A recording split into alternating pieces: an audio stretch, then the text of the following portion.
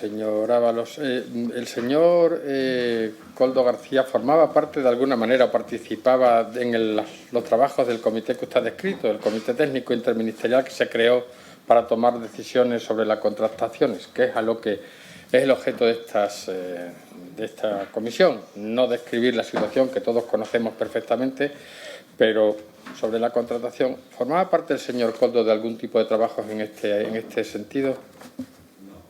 No. ¿Y quién de su ministerio le informaba sobre las compras de material sanitario de COVID a usted?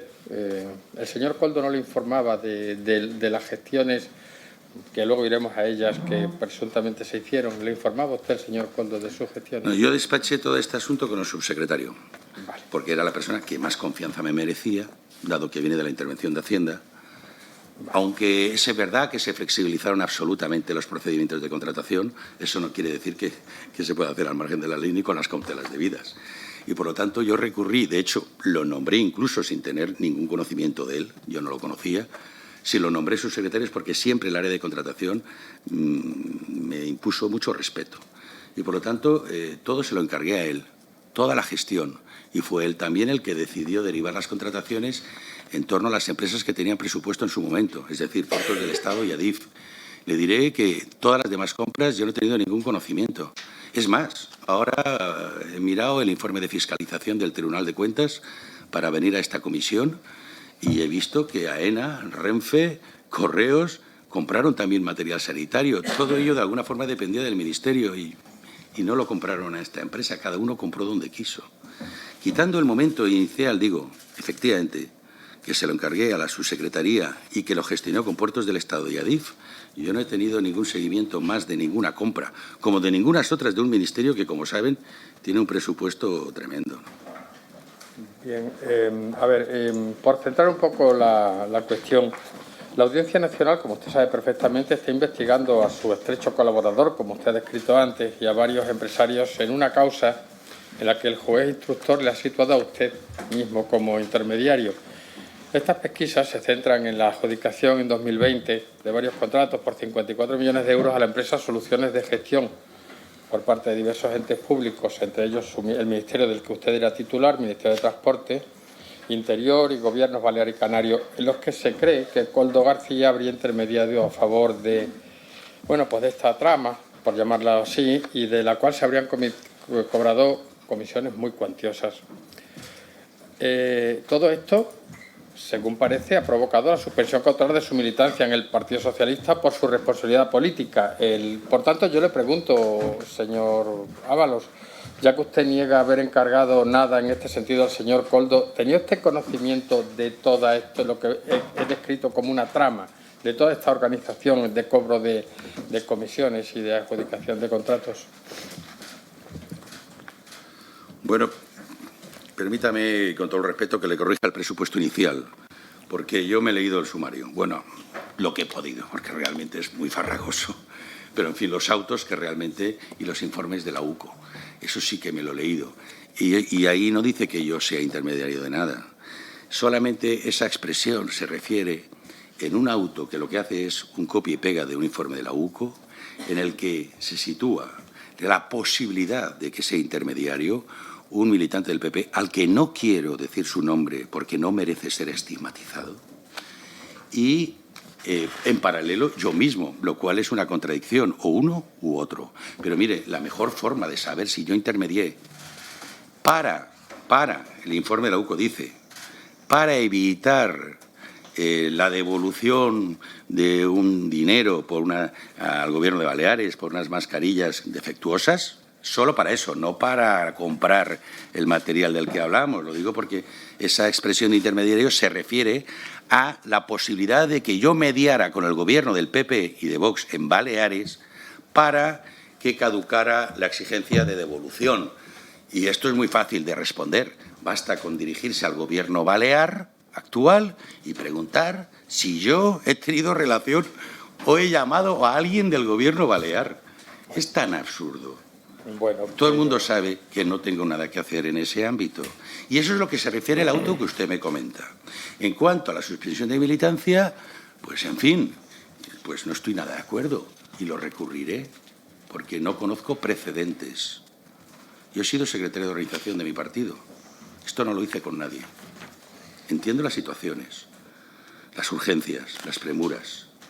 Pero mire, a mí solamente me queda a estas alturas defender pocas cosas, pero muy importantes. La democracia, la justicia y los derechos humanos. Con todo lo que he vivido solamente puedo confiar en una cosa ya, en la justicia. Y no por las virtudes que pueda tener, por necesidad, porque ya no tengo en quién confiar. Así es que voy a defender todo lo que significa el Estado de Derecho, el principio de legalidad, que he visto en este proceso totalmente ausente. De hecho, estamos aquí en un proceso que todavía no ha empezado ni las tramitaciones judiciales. Es un juicio paralelo donde se da por hecho que hay acusados, a los que no se les respeta el principio de presunción de inocencia, donde el principio acusatorio se extiende como a uno le da la gana. En fin, yo si quieren, y porque no les voy a cansar, luego le daré al presidente unas palabras de la portavoz del Grupo Popular en el Congreso, la señora Cuca Gamarra, que suscribo todas sus palabras. A ustedes se las ahorro, pero las suscribo enormemente. Y no les voy a cansar, pero en fin, volviendo a su...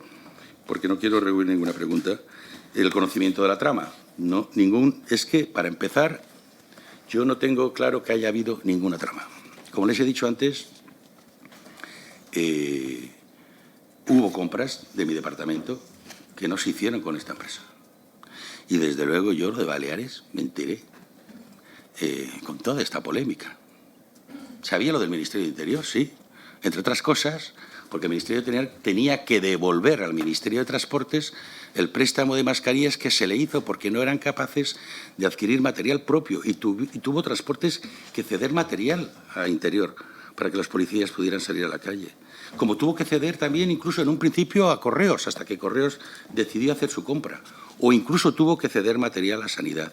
Y yo estaba satisfecho hasta hoy de toda esa gestión, porque permitió tener material, de los primeros en tener material fue el Ministerio, y a un precio sensiblemente inferior al resto de compras. Ahora, si usted me pregunta, ¿y usted cree que iban a ganar dinero las empresas? Pues, por supuesto. ¿Hay alguna empresa que contrate con el Ministerio que no gane dinero? ¿Que no sabíamos exactamente que había comisionistas, todos los del mundo? Que al despacho no llegaba un montón de gente diciendo yo puedo conocer, algunos ni siquiera conocían, yo puedo conocer a alguien que traiga de China, si ustedes me adelantan el dinero.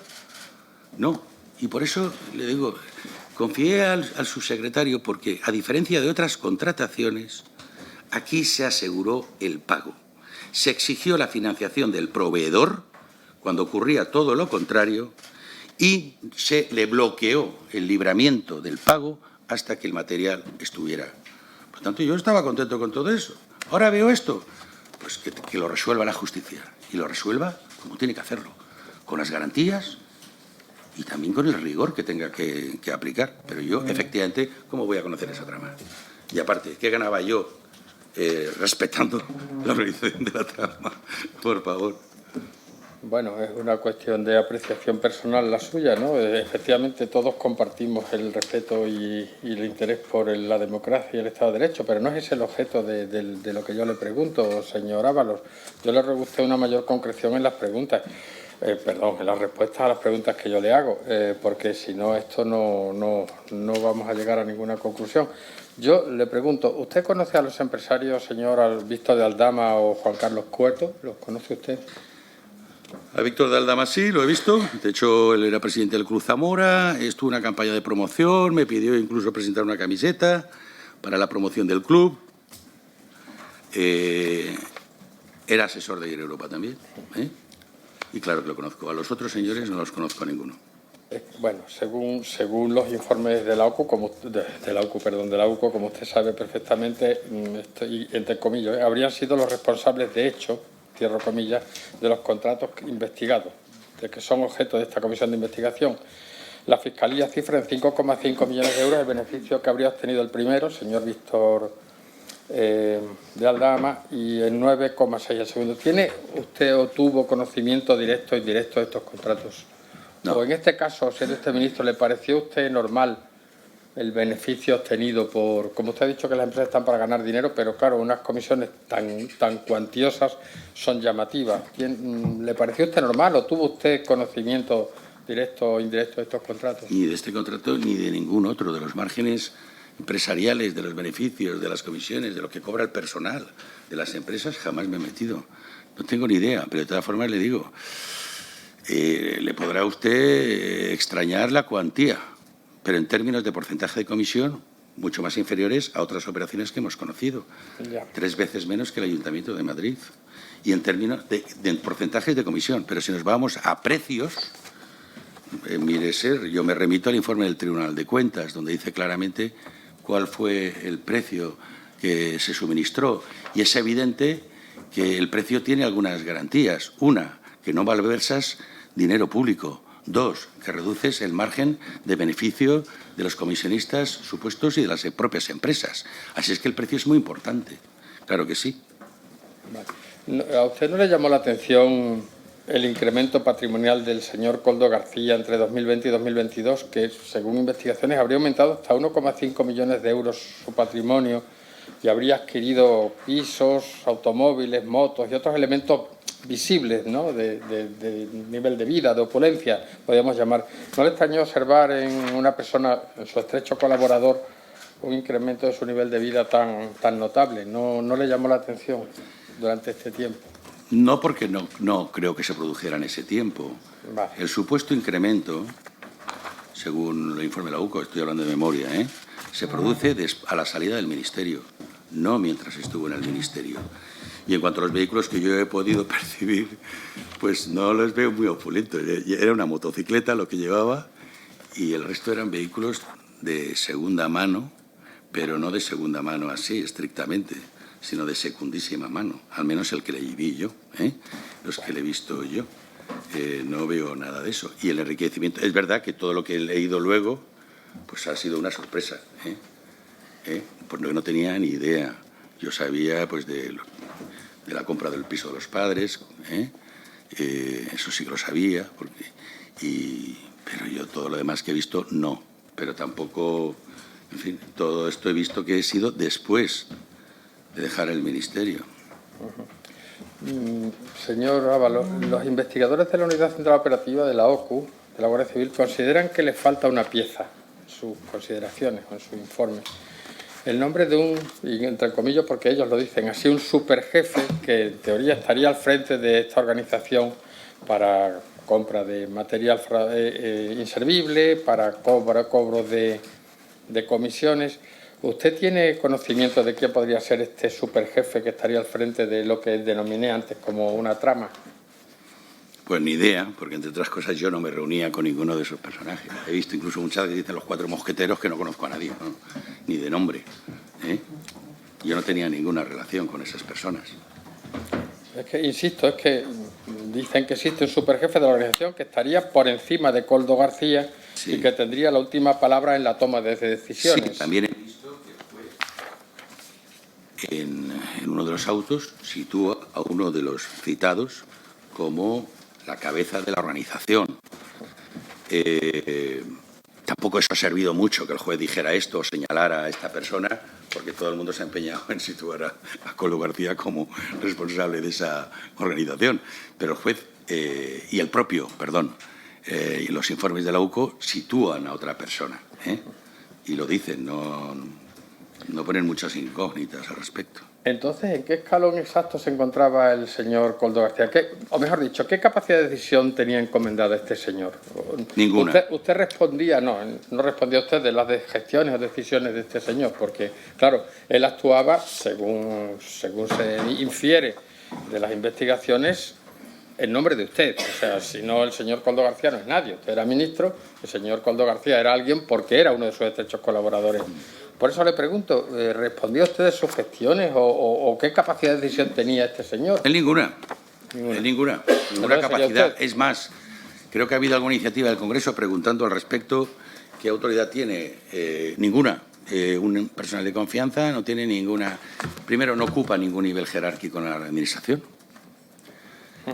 Segundo, no tiene ninguna capacidad resolutiva. Creo que ni siquiera se le puede considerar servidor público. fíjese. Pero, según la doctrina jurisprudencial. Pero, en todo caso, no tiene ninguna capacidad. Es posible que siempre cupiera la posibilidad de que alguien, precisamente por el nivel de confianza que pudiera tener conmigo, se sintiera influido por ello. Pero era tan fácil como venir a decírmelo, tan fácil como ponerlo en cuestión. Cuando no hacerle ningún caso. Y, de hecho, como le digo, es que hay empresas que podrían haberlo hecho si hubiera tenido esa influencia y no compraron ese material. Pero yo, de todas formas, no voy a presuponer lo que usted está diciendo, porque parece que está afirmando ya hechos que están por juzgar. Ni siquiera se han producido declaraciones en la sede judicial.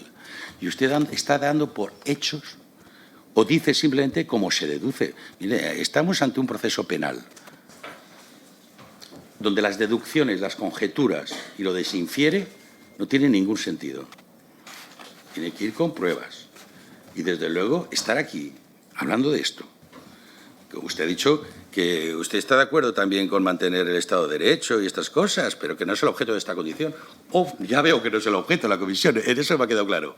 Pero son los límites del trabajo de esta comisión, como del Congreso, como del Senado, como del Gobierno, como de todos los poderes del Estado. Tienen que estar limitados al Estado de Derecho. Y el Estado de Derecho establece claramente garantías procesales, presunción de inocencia, que no es solamente una cuestión constitucional, sino, como decía la señora Cuca Gamarra, también de derechos humanos. Y eso hay que respetarlo. Entonces, un informe de la UCO, que ni siquiera han tenido las defensas ocasión para defenderse ni para plantear nada, pues realmente no dice nada más que eso, conjeturas y aventurar hechos. Pero en ningún caso se plantea esa cuestión que usted me decía. Muy bien. Señor Ábalos, usted cargó la compra de mascarillas para puertos del Estado y para ADIF. A ver, la señora Pardo de Vera, entonces presidenta de ADIF, indicó que no recibió órdenes para la adjudicación, me refiero a ADIF, pero sí presiones, lo ha dicho con estos términos, para que esa adjudicación se realizara con la mayor premura posible. ¿Presionó usted en ese sentido? Por favor, me gustaría hacerle alguna otra pregunta, dígame con la mayor concreción posible si presionó. Yo presioné a todo el equipo de ministerio que no estaba en casa, era la mayoría, para que se adquiriera material urgentemente. Vale. Lo que no dije ni a quién ni cómo. Pero sí que se adquiriera, porque la urgencia era tremenda. Y presioné, claro que presioné. Podría estar relajado en ese momento yo, con muertos diarios, con gente que no quería salir a trabajar, que los transportistas no querían hacer, que los carteros no querían trabajar. Conocemos perfectamente esa situación tan lamentable, señora Ábalos. Como todo el mundo presionamos. Le haré otra pregunta. ¿Para qué se entrevistó usted con la señora Delcy Rodríguez la madrugada del 20 de enero del 2020 en Barajas? ¿Y puede decirme de qué asuntos trataron en la hora que duró la reunión? Pues, sí, es una vicepresidenta de un gobierno, supongo que se tratarían asuntos importantes, no sería para saludarla simplemente. Ni siquiera, pues mire, ni siquiera para saludarse. Solo tenía un propósito y un contenido de ese encuentro, que yo no considero reunión, porque una reunión es otra cosa, pero en fin, es igual. Si todo es el propósito es asegurarme de cuál era su propósito y que en ningún caso tuviera la tentación de entrar en España. Y mi objetivo es que no entrara en España. Y eso es lo que conseguí. Por lo tanto, si tengo que conseguir eso, no estoy como para hablar de otras cosas que ni me van ni me vienen y para lo que yo no tenía ninguna competencia. Vale, vale. Estrictamente eso. Y señor Ábalos, ¿qué pintaba el señor Víctor de Aldama en aquella reunión y el señor Koldo con usted? Bueno, Koldo me llevó al aeropuerto a esas horas. Pues, ¿Quién, Víctor de Aldama o el señor Koldo? No, el señor Koldo, el señor Koldo. Y, de hecho, pues había actos incluso pues de partido, que yo no quería ir con coche oficial, por ejemplo, porque no solamente en esa ocasión, y él me llevaba con un coche del partido. ¿Y por qué no quería Quiero decir que no era la única ocasión que el señor Koldo me podía llevar a un sitio. El que efectivamente creo recordar que estaba el señor Aldama en el parking de la terminal. ¿Por qué no quería usted con el coche oficial? Ni que ¿Perdón? ¿Por qué no quería usted ir con el coche oficial? Pues porque está a su servicio todo el tiempo, ¿no? Sí, pero el coche oficial no está en la puerta. Ya. No lo tengo en la puerta. Hay que llamar al servicio de seguridad. No tenía tiempo. No tenía tiempo para todo eso. Puedo deducir. A ver, es llamativo, ¿no?, que el señor Víctor de Aldama está en estas...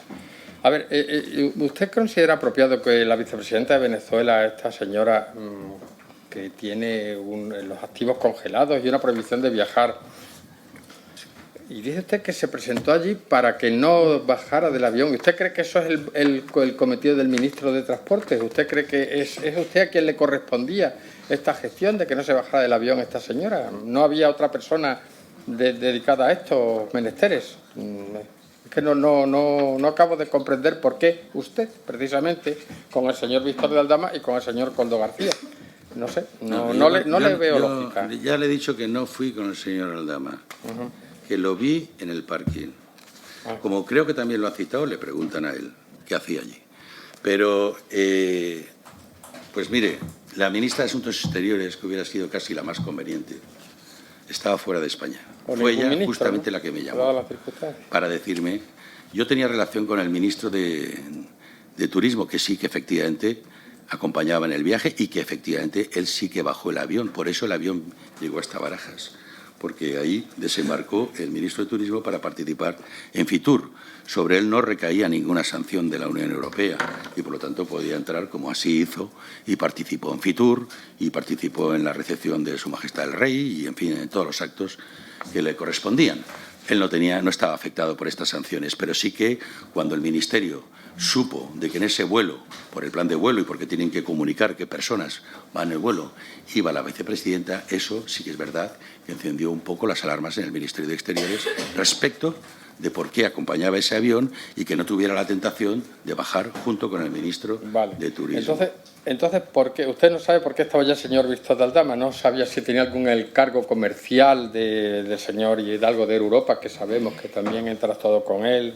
¿Sabe usted algo de esto? No, yo sé que el señor Aldama tenía muchas relaciones con Venezuela, pero es curioso porque lo tenía con tirios y troyanos, quiero decir, que tenía relaciones con el gobierno y con la oposición. ¿Y con usted? Y con usted, según parece, ¿no? También, ¿no? De lo que se... No, conmigo lo tenía a través de la empresa. No tenía ninguna relación personal conmigo. Bueno. Pero si a usted le apetece establecer señor... la conjetura, pues no, tampoco me voy a ofender por eso. No, mi intención no es ofenderle en ningún caso, simplemente esclarecer. No se tome usted por ese... No. O sea, yo no quiero ofenderle a usted en absoluto. Lo que intento es hacer mi trabajo como senador y esclarecer en la medida de lo posible estas circunstancias que evidentemente han merecido la apertura de un expediente en el judicial y todo el escándalo que conlleva, ¿no?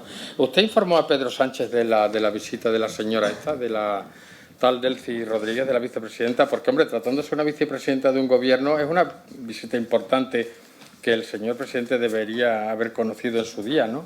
Por supuesto, y él además no solamente eso, sino que hizo también público que efectivamente yo había atendido una misión diplomática y con éxito. ¿Lo calificaría usted de misión diplomática? ¿Usted cómo lo calificaría? ¿Misión de guerra? Pero una misión diplomática, señor Ábalos... Es una vicepresidenta de un gobierno reconocido por España con el que tenemos relaciones, le guste a usted o no le guste. No me gusta nada. Ya lo sé, eso lo deduzco, pero que aun no gustándole... Mire, a mí hay muchos regímenes que tampoco me gustan. Ya que me pregunta, pues me pregunta, me hace esa observación, pues no me gusta. Digamos, el respeto debido a unas relaciones diplomáticas. En este caso... A mí no. En este caso, bastante es decirle a la vicepresidenta de otro país, por favor, no puede bajar. ¿Entiendes? Dentro de lo que es el respeto, en el marco del respeto, y se tiene que hacer así, porque con ese país mantenemos relaciones, tenemos embajadas, tenemos contactos, le guste o no le gusta el régimen, como con otros que no nos gustan. Si eso no es la cuestión. Pero entonces usted informó al señor Sánchez, ¿no?, de esta circunstancia, ¿no? Y del resultado de la gestión. Del resultado, muy bien. Estupendo. ¿Y usted conocía aquellas tan traídas y llevadas, sobre todo por la señora Rodríguez, maletas entre, no sé, un número indeterminado, entre 40, 12, no sé, que anduvieron por el aeropuerto de Barajas sin que nadie inspeccionara su contenido ni nada? ¿Usted sabe qué contenían o tiene usted noticia de qué podían contener? Me alegra que me haga esa pregunta, que por cierto no es tampoco original, porque es de los bulos, ahora que estamos hablando de bulos últimamente, mejor instalados en este país. No existieron las maletas. Así es que no existiendo las maletas es muy difícil hablar de contenidos. Pero fue un bulo tremendamente instalado. Lo único que llevaban es un equipaje personal, que en el caso de la vicepresidenta y de quienes le acompañaban, igual que entró, salió al avión de Doha. Igual. pero aquí se instaló la maleta y estamos hablando de maletas. Incluso uno ya se pone más atrevido y empieza a hablar ya de contenidos de maleta. Escapan a toda lógica racional, porque el avión, que además hemos tenido oportunidad, todo el mundo, de verlo en unas fotos, unos fotogramas sacados de unas cintas que se suponen reservadas y protegidas por la Ley de Protección de Datos, pero da igual, a estas alturas, ¿qué más da? Además, no tengo ningún problema en que salgan. Pero hemos podido todos ver el tamaño del avión. Pues ahora usted coja el avión, como si fuera una maquetita, e introduzca 40 maletas. Miren a ver si cabe. Luego, además, en un alarde más de imaginación, las vamos a llenar. ¿De qué las llenamos? De oro, cocaína, dólares. Metámosle peso. Y ahora, cuando usted le ha metido, haga el reparto. Vamos a poner un reparto de todo eso en las 40 maletas. Intente despegar. Intente despegar. Mire usted, y cruce todo el charco. Oiga, vamos a ver. Pero es más, el otro alarde siguiente, esas 40 maletas son introducidas en un vehículo. Yo vi un infograma donde se veía el vehículo. Bueno, todos tenemos coche, o nuestro papá, nuestros amigos. Sabemos los maleteros cuántas maletas caben en un vehículo. Pero que sí, o sea, es tan absurdo. Pero luego hay otro problema. Y permíteme que me ha dado una oportunidad. Hay otro problema. Y es que cuando se dicen que se introdujeron 40 maletas, lo que se está poniendo en cuestión es la actuación de quienes tienen que velar porque no entre nada, que son las fuerzas y cuerpos de seguridad del Estado. Les quiero advertir que estas fueron objeto de denuncia. Este tema se ha judicializado. Es absurdo. Juzgado 31, archivado. Reforma, protesta y recurso, manifestación del Juzgado 31, de la Audiencia de Madrid, del Tribunal Supremo y del Tribunal Constitucional. Pero incluso en el ámbito europeo, absolutamente despachado por improcedente. Dígame, ¿y a qué instancia me queda el Tribunal de Dios? Señor Pelayo, le quedan le quedan dos preguntas, nada más, y rápidas, por favor. Muy rápidamente, sí, soy consciente del paso del tiempo, y el señor Ábalos también. Pero mire, señor Ábalos, yo solamente le he preguntado todo el mundo, todas las informaciones periodísticas, e incluso dicen que hubo trasiego de maletas. Usted me dice que no, cosa que me sorprende muchísimo. Es la primera vez que oigo decir que no hubo tales maletas, no sé. Pero y le he preguntado que si usted conocía el contenido. Luego como me dice usted que si entran o no entran en un avión, o que si caben o no caben. Eso no es mi pregunta. Usted no conocía entonces el contenido de esa maleta. Es que no hubo maletas, le repito. Bien. Pues eso es una novedad importante, sí, desde luego. Entonces, señor Ábalos, volviendo al señor Víctor de Aldama, ustedes no hablaron en ningún momento en el aeropuerto, el señor Víctor de Aldama y usted, en la madrugada esta.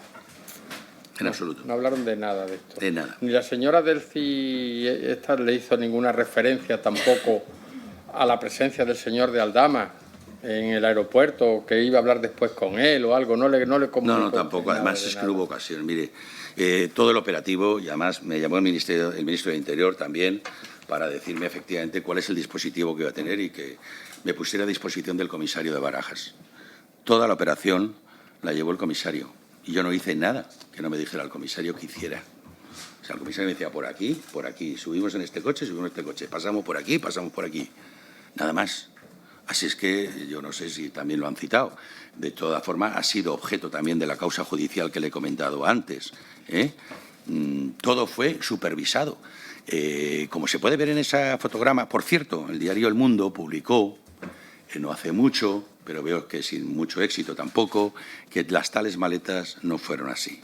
Ha sido el único medio que lo ha hecho. Tarde, 4 años después, pero lo ha hecho. Pero claro, ¿cómo vamos a romper la leyenda a estas alturas? Pero sí que lo ha publicado. Yo lo que quiero decirles es que fue una acción absolutamente supervisada por los policías, como se puede ver en ese fotograma. Ese avión estaba rodeado de patrullas, que a mí me impresionó ver tanto luminosos para impedir que bajaran del avión. Entonces no bajaron. Señor Pelayo, bajaron, sí. En un momento dado, sí. Señor Pelayo, su tiempo ya ha concluido. Vamos a esto va a seguir, compareciente y damos por concluida esta primera intervención. Pues muchas gracias, señor Ábalos, muchas gracias, señor presidente. Muchas gracias, señoría. Muchas gracias.